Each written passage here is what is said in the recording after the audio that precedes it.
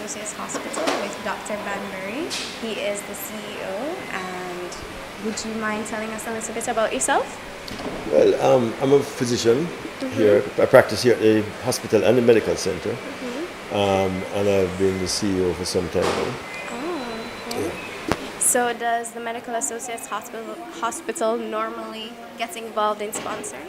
When we are called upon to participate in sponsorship, we never usually hesitate because we feel that that's the way that we can give back to the general public, as we're a private hospital. So when we get the opportunity to participate in sponsorship, we generally comply. And do you guys favor any particular surgeries or practices? No, not at all. Anything, we do a number of different types of surgeries here. So there's no specific area that we look at in terms of sponsorship. Well, we from Ophthalmic Suites really appreciate your help, and we'd love to know if you'd be interested in, helping us in the future. Yeah, sure. On this occasion, Dr. McIntosh from Ophthalmic Suites contacted me by email requesting our assistance in providing service to this young lady who unfortunately suffered congenital cataracts and has been blind as a result of that. And we were very happy to accept and to participate. And we very much appreciate it. Thank you so much for speaking with us, and we look forward to working with you in the future. Thank you.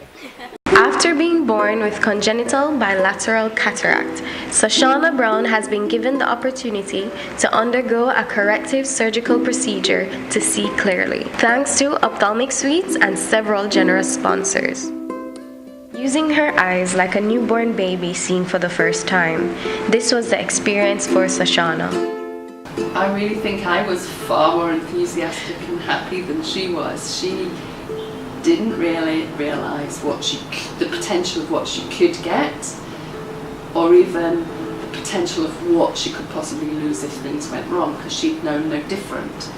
Whereas for me, the fact that she would even look better without all the eyes going everywhere and the flickering and everything else, and the fact that she could, the potential of her being able to see naturally was just so, I was just so excited. Couldn't believe it. I was so thrilled that all of you would have come together to just provide that for one person. Just gone from not being able to see anything and having to learn Braille to not only seeing huge objects or movements or anything or colors, but to be able to see letters on the acuity chart, which is just really great news. And as you can see how excited she is. She went back to alphabet, using the alphabet and learning, catching up on where she had left off, and that is just spells good news for her and for her future going forward. She is 2400 in her left eye and 2200 in the right in the distance, and she's 20/70 up close with no spectacle correction at this time. So I can only imagine that in about a month, when we do her refraction, that she will be able, and get her some glasses, that she'll be able to see even much better than that. Before, I didn't feel like I'm going to blind, and I feel like I'm going to see. After, I feel better because I see more clearly. What did you look forward to seeing the most? Print, that fine print. Okay, what have you seen that surprised you the most? Bright colors. Even though they're not bright, I'm seeing it brighter than before. Really? Nice. I couldn't identify the things on the door, like the telephone numbers on the door. But I can identify them now, and I couldn't see to get out the minibus. But now I can. And I couldn't really see to identify people.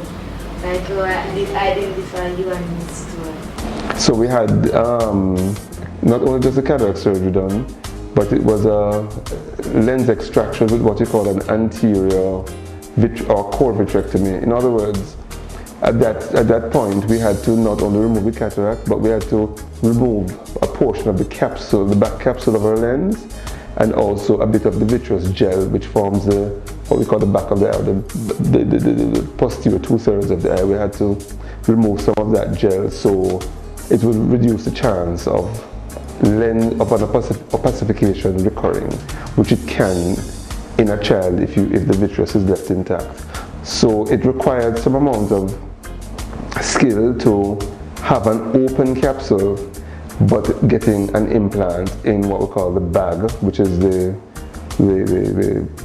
portion of lens between the front and back capsule, to nestle a lens there to make it secure enough to function as a multifocal lens. So we managed to achieve that, and we achieved remarkable stability, and there was quite a remarkable normalcy of the pupil as well. So her vision after was actually, prior to that, her vision was maybe hand motions vision. She could see if something moves. Now she can read 20/80, which she can read some of her vision chart, and that allows her to be able to read and write and see colors and so on. So she's actually, her brain is now learning, colors and figures and forms instead of braille, which is just by touch, and she's also learning to recognize colors and so on. So it's quite exciting for her. I'd like to thank my team. I'd like to thank Emily for chipping in and helping us with the interviews. We had Captain Muir, of course, who was willing to be a part of the process for Sashana, and also Miss Stewart, which is a member of my staff, who was actually put on the program to pull it all together. Ms. Paulette McDonald, who is marketing, so we figured that this would be a good way of getting out there to the public that we at Ophthalmic Suites do care about sight, and we employ the best technology to get the best outcome. We thank Dr. Banbury and his team from the Medical Associates Hospital, the nurses on the ward and the theatre staff, Dr. Zoe Winter, who allowed us to use her operating theatre and her Centurion machine to perform the surgery. And we also like to thank Alcon and Tassia Loftus, who was the Alcon representative, who procured the intraocular lens, the viscoelastic and other disposables that we had to use. We also like to thank Dr. Gibson and Gibson Anesthetist, the anesthesiologist, who gave of her time free of cost to sedate Sashana for the procedure. We'd also like to thank the Child Development Agency, who without hesitation gave us the permission to go ahead with the procedure and to use the footages and so on for an educational purpose. And so we're able to do this recording thanks to the CDA's approval.